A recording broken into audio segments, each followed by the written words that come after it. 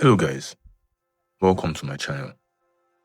In this video, I will show you how to control a Google Meet as a host, add a co-host, manage participants and keep meetings secure and organized. This is especially helpful and important for teachers, meetings, and for large group calls. Now, we are going to talk about three types of people in a meeting: host, co-host, participant. Host, co-host, participant. Now, who is a host?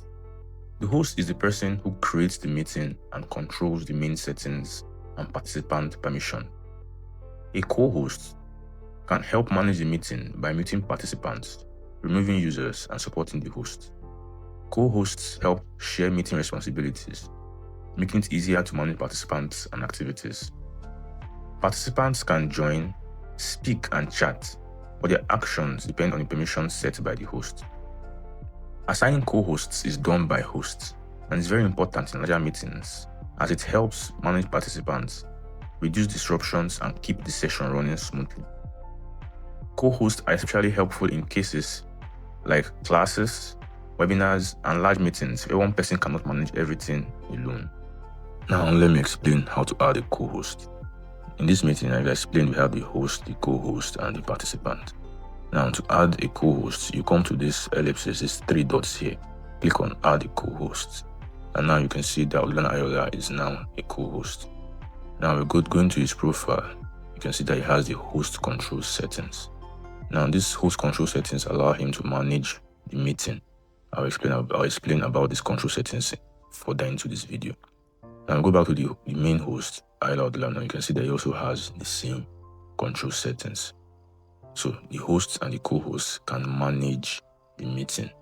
Now we're going to look at the other participant, the work Ayola, and we'll see that he doesn't have these control settings that the host and the co-host has. The settings that he has just allow him to be able to see a few things on this control panel. He cannot control participants, he cannot mute anybody.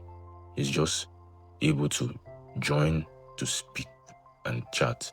His actions depend on the permissions set by the host and co-host. Then participants. Muting is appropriate when background noise becomes distracting in a meeting, or when participants are not actively speaking. You can mute everyone to control a large meeting, or mute one person to stop specific distraction. Muting this participant, Odilana Ayola, you can see he's muted for everyone in this call. Leaving the host profile and going to his profile, as you can see he's muted for everyone in this call. Now, only the host has the power to mute the participants, but the host cannot unmute him from his own end. This can only be done by the participant that was muted, Odilana Ayola. Maybe the host has granted him permission to speak, so he clicks on the unmute button. But the host on his profile can still go ahead and mute him again if, for instance, the participant is proving disruptive, or he can mute another participant. A common mistake made is muting participants without explaining when or how they should speak. So the host needs to look into this, make sure that doesn't happen. Removing participants. Removing a participant is necessary when someone is disrupting the meeting or should not be present. To do this, click on these three options, the menu button, and click on Remove from the call.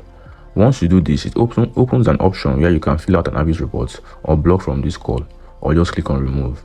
Clicking on this, you can see we've removed that participant from the call, and we only have one more participant in this call right now. Host controls. The host control settings helps you manage privacy, permissions, and meeting behavior. With these host controls, you can control different things. You can toggle settings like host management, whether you manage the settings or let everyone manage themselves, which obviously you don't want to happen. You can set permissions to decide who can send messages during meeting, screen sharing, send reactions. It's very important to lock down settings before large meetings to prevent interruptions and maintain control.